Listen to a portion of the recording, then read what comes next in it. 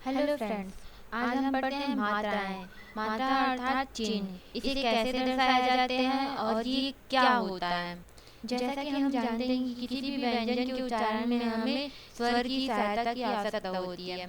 बिना स्वर की सहायता के व्यंजन का उच्चारण नहीं हो सकता है। मात्राएं स्वर व्यंजन दोनों में ही प्रयुक्त होती हैं। व्यंजन के उच्चारण हेतु जब इसके साथ स्वर का प्रयोग होता है तब स्वर का वास्तविक रूप जिस रूप में परिवर्तित होता है उसे मात्रा कहा जाता है। अर्थात जब व्यंजन का हम उच्चारण करते हैं और इसके साथ में स्वर अर्थात आ ई उ ए ओ इनका प्रयोग करते हैं तो इनसे एक नया व्यंजन बनता है जो कि वास्तविक रूप में परिवर्तित हो जाता है। अर्थात ये व्यंजन का वास्तविक रूप होता है जिसमें हम मात्रा का प्रयोग करते हैं। इन व्यंजनों में प्रयुक्त होने वाली ये मात्राएं ही स्वर कहलाती हैं। मात्राओं के तीन प्रकार होते हैं जिसमें ह्रस्व, दीर्घ और लुप्त। ह्रस्व व्यंजनों के उच्चारण में हमें कम समय लगता है तथा दीर्घ के उच्चारण में ह्रस्व से दुगुना समय लगता है। और लुप्त व्यंजन वे व्यंजन होते हैं जिनके उच्चारण में दीर्घ और ह्रस्व स्वर दोनों से ही दुगुना समय लगता है। ह्रस्व स्वर जैसे आ ई उ ए और दीर्घ स्वर वे होते हैं जिनके उच्चारण में थोड़ा ज्यादा समय लगता है जैसे आ ई उ ए। लुप्त शब्द वे शब्द होते हैं जो संस्कृत भाषा में प्रयोग किए जाते हैं। इसमें 3 का अंक लगाया जाता है। हिंदी में केवल ह्रस्व व दीर्घ स्वर का ही प्रयोग करते हैं। हिंदी में 11 स्वर होते हैं जिसमें से आ को छोड़कर सभी स्वरों का प्रयोग हम मात्रा के रूप में करते हैं क्योंकि आ जो है सभी व्यंजनों के उच्चारण में शामिल होता है। अर्थात जब हम किसी भी व्यंजन का उच्चारण करते हैं तो उसमें आ स्वर शामिल होता है। बिना आ स्वर के किसी भी व्यंजन का उच्चारण नहीं होता है। इसीलिए बाकी स्वरों का प्रयोग हम मात्रा के रूप में करते हैं। इसके अतिरिक्त कुछ स्वर ऐसे होते हैं जिनका उच्चारण हम नाक या मुंह के द्वारा करते हैं जैसे अनुनासिक स्वर। अनुनासिक स्वर ऐसे स्वर होते हैं जिनका उच्चारण नाक और मुंह से होता है। जैसा कि इसमें दर्शाया गया है कि इसका चिन्ह जो है वह चंद्र बिंदु के समान होता है। इसके उच्चारण के समय आम अर्थात मा या ना का प्रयोग होता है। अर्थात इसमें व्यंजन का प्रयोग होता है। अनुनासिक स्वर एक प्रकार का व्यंजन होता है। अनुस्वर अनुस्वर वे स्वर होते हैं जिनका उच्चारण नाक से होता है तथा जब स्वर के बाद कोई व्यंजन आता है तो उसे अनुस्वर कहा जाता है जैसे अम अन अंग। यहाँ पे अंग यह एक प्रकार का अनुस्वर है।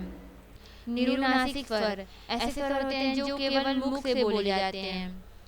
ये एक प्रकार के वर्ण होते हैं जैसे तुम आम घर इधर उधर। विसर्ग ये स्वर के बाद आते हैं। विसर्ग का उच्चारण जो है अघोष व्यंजन के रूप में किया जाता है।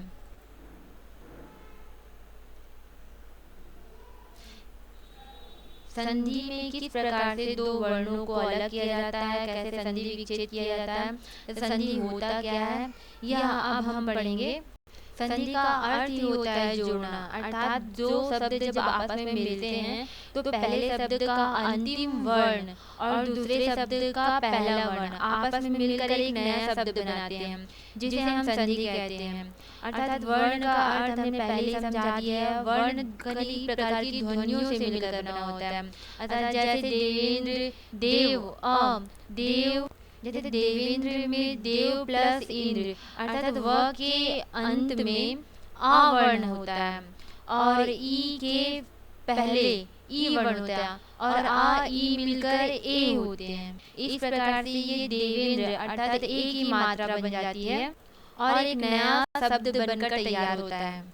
इसमें देव के अंतिम वर्ण आ का इंद्र के पहले वर्ण ई के साथ में मेल होता है। अर्थात आ और ई आपस में मिलते हैं और एक नया शब्द तैयार होता है जो कि ए कहलाता है। इस प्रकार से एक नया शब्द बनकर तैयार हो जाता है और यह संधि कहलाती है। अर्थात संधि का अर्थ ही है जोड़ना। संधि को 3 प्रकार से बांटा गया है। स्वर संधि, व्यंजन संधि, विसर्ग संधि। स्वर संधि स्वर संधि ऐसे संधि होते हैं जिसमें दो स्वर आपस में मिलकर एक नया स्वर बनाते हैं।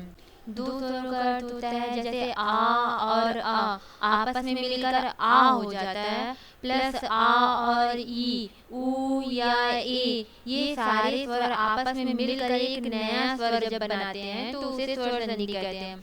स्वर संधि के 5 प्रकार होते हैं, जिसमें दीर्घ संधि, गुण संधि, वृद्धि संधि, यन संधि और आयादी संधि। संधि के उदाहरण में हम देख सकते हैं राम अवतार, जिसमें राम और अवतार अर्थात राम के लास्ट में अंत में आ एक प्रकार का वर्ण है और प्लस फिर अवतार में ये दोनों स्वर आपस में मिलकर आ बनता है। अर्थात छोटे आ आपस में मिलकर एक बड़े आ का निर्माण करते हैं।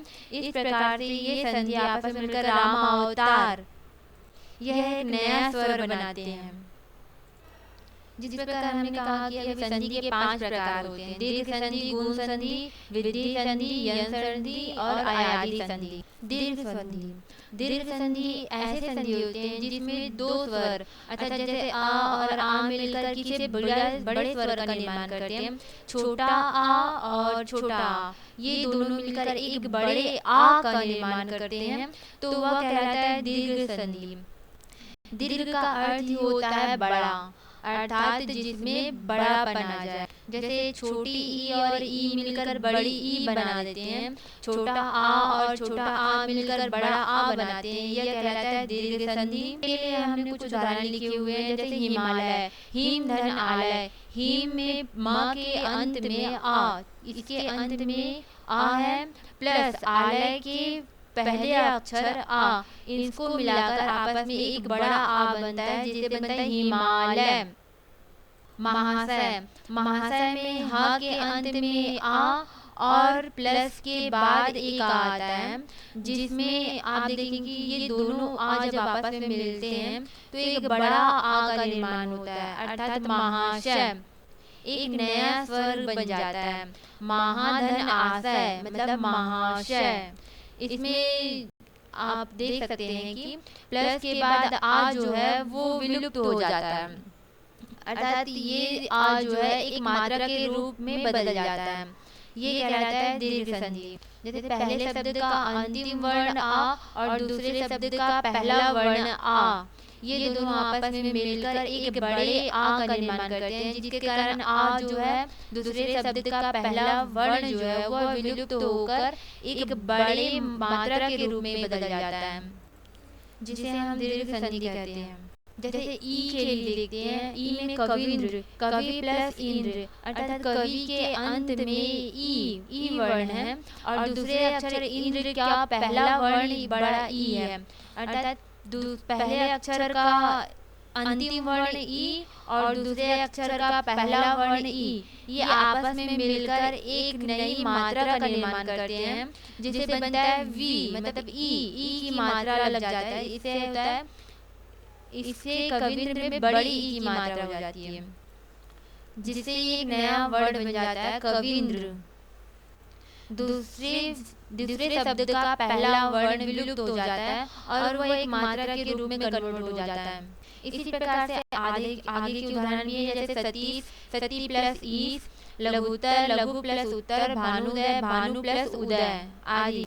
गुण संधि ऐसे स्वर होते हैं जिसमें 2 विपरीत छोटे स्वर आपस में मिलकर एक नया स्वर बनाते हैं, अर्थात जैसे कि स्वरों में हम जानते हैं आ, ई, ए, उ, इसमें विपरीत जैसे आ प्लस उ हो जाता है, आ प्लस ई, ये विपरीत स्वर जब आपस में मिलते हैं और एक नया स्वर बनाते हैं तो ऐसे स्वर को हम गुण संधि कहते हैं। जैसे आ प्लस ई ए हो जाता है, पर इसमें छोटे स्वर ही आपस में मिलते हैं, न कि बड़े स्वर। जैसे बड़ा ऊ, बड़ा ई ये स्वर नहीं मिलेंगे। छोटा आ, छोटी ई ये मिलकर एक नए स्वर का निर्माण करेंगे तो उसे कहा जाता है गुण संधि। जैसे आ प्लस ई मिलकर ए की मात्रा में बदल जाते हैं। उदाहरण के लिए सुरेंद्र, सुर प्लस इंद्र। उदाहरण के लिए सुरेंद्र में सुर प्लस इंद्र, इसमें सुर का अंतिम वर्ण होता है आ और इंद्र का पहला वर्ण ई, आ प्लस ई मिलकर एक नए स्वर का निर्माण करते हैं। इस प्रकार से एक गुण स्वर संधि तैयार होती है।